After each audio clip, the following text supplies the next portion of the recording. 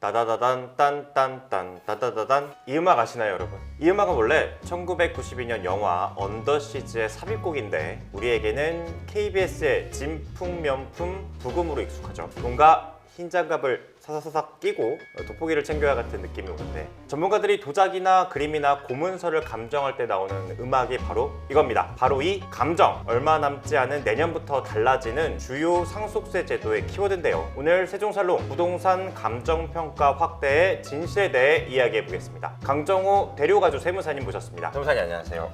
예, 안녕하십니까. 결국은 이제 가장 먼저 궁금한 것, 바로 이 감정평가가 무엇이냐. 빠밤빰 빠라바밤. 네. 감정평가라고 하는 거는 이제 상속증여재산 평가할 때 시가로 보는 가액 중 하나입니다. 상속재산이나 증여재산의 평가의 원칙은 시가평가를 원칙으로 하고 있는데, 시가로 보는 가액이라고 하는 게 이제 매매가액, 감정, 수용, 공매, 경매가액이 있습니다. 그중 하나의 가액을 얘기하는 거죠. 시가라고 하는 게 이제 불특정 다수인 사이에 이제 거래됐을 때 통상 성립된다고 인정되는 가액인데, 이 범위가 되게 추상적이니까 상증법 시행령에서 이렇게 매매나 감정, 수용, 공매, 경매가액을 이렇게 규정하고 있는 거죠. 감정가액하고 이 가액들하고 틀린 점은 뭐냐면, 매매가액이나 공매, 경매가액은 뭐 거래 과정이 어찌 됐든 간에 거래 상대방이 있는 가액인데, 감정가액은 그런 게 아니죠. 감정가액은 거래 상대방이 없지만 어떤 그런 내재적 가치를 평가하는 그런 가액인 거죠. 그러면 뭐 시가가 아닌, 뭐 시가가 없는 그런 반대되는 개념이랄까, 그런 것도 있나요? 네, 세법에서는 어떻게 규정하고 있냐면, 그런 거래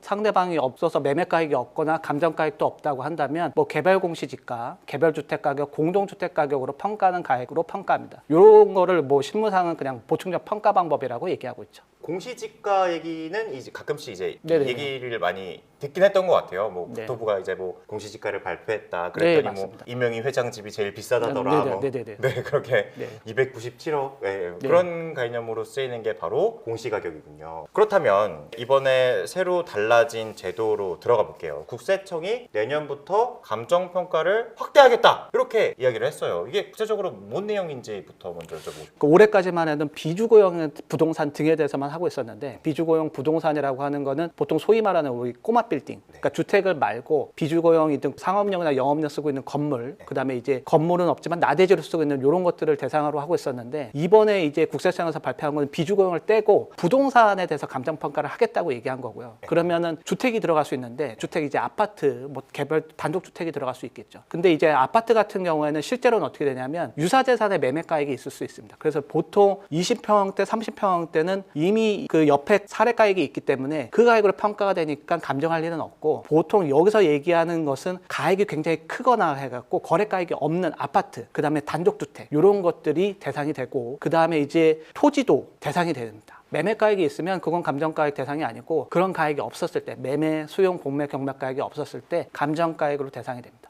여기서 주의하실 게 뭐가 있냐면, 세법에서는 이 적용 대상에 대한 시기가 없다 보니까 이게 훈령에서 그 범위를 이제 국세청에서 정하고 있는데, 이번에 개정하고 있는 게 그 전에 이제 비주거용에서 주거용 포함한다고 이렇게 넘어오면서 대상의 그 적용 시기를 언제부터 받냐면 내년도 1월 1일 이후에 법정 결정 기한이 도래하는 분부터 한다고 보도자료를 냈습니다. 그러면 어떤 문제가 생기냐면, 보통 우리가 생각할 때는 대상을 바꿨으니까 그러면은 내년도 1월 1일 이후 상속했거나 증여받은 게 문제가 될 거 아니냐라고 하는데, 생각하는데, 법정 결정기한이라고 하는 거는 이미 신고를 했다고 하더라도 정부에서 그 결정하는 기간을 얘기하는 거니까, 그래서 예를 들면은 뭐 올해 4월 달에 사망을 했다, 24년 4월 달에 사망했으면 상속세 신고 기간은 올해 10월 31일이고 법정 결정 기한은 내년도 7월 31일이거든요. 내년도 7월 30일이니까 내년도에 도래를 하게 되죠. 그러면 내가 이미 신고를 했더라도 국세청에서 감정평가를 할 수 있다는 뜻입니다. 신고를 했고 국세청이 내년 1월 1일부터 시작을 하겠다고 얘기는 했어도 법정 신고 기한이 남아있으면 감정평가 대상이 될 수 있다, 뭐 그렇게 볼 수 있는. 뭐 이렇게 되면은 일단은 당장 상속세나 증여세, 세금을 내야 하시는 분들이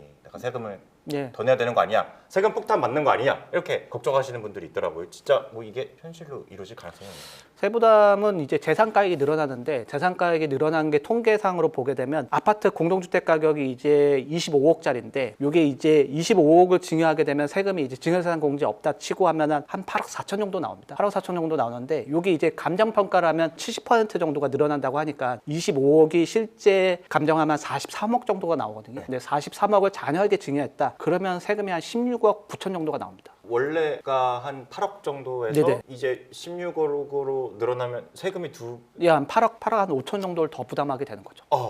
그럼 어쨌든 세금 현금으로 내는 거잖아요. 예, 맞습니다. 그러면 만약에 내가 가진 현금이 없거나 그러면 이건 어떻게? 물납을 검토해야 되는데 물납은 증여세는 물납이 없고 상속세는 요건을 충족했을 때만 물납을 하는 거라 사실은 사람들이 굉장히 많은 불만을 가지는 게 재산가액을 늘려서 과세하는 것까지는 이해할 수 있다고 하더라도 그러면 물납도 안 받아주는 건 좀 너무하는 거 아니냐, 물납의 요건을 좀 완화해야 되는 거 아니냐, 그런 얘기는 많은 사람들이 좀 불만을 갖고 있습니다. 네, 맞네요. 이게 어쨌든 그래 뭐 공정하게 과세를 매기겠다 해서 세금 늘리는 건 오케이. 근데 이거 내다가 내가 갖고 있는 소중한 집이나 여러 부동산을 팔지 않고는 현찰을 마련하지 못하는 상황이 될 수도 있다는 네네. 얘기잖아요. 결국은 이럴 바에야 상속을 안 받고 말지, 그런 불만이 점점 나올 수도 있을 것 같아요. 그런 경우도 있을 것 같아요. 이 감정평가사가 여러 군데니까 내가 감정평가 받았는데 한 20억짜리인데 나라에서 한 거는 한 30억이더라. 뭐 이런 만약에 경우가 생긴다면, 그러니까 내가 받은 감정이랑 나라에서 정한 감정이 만약에 다르다면 이게 뭐 항의를 하거나 이게 뭐 이거 클레임을 걸거나 할 수 있는 방법이 있나요?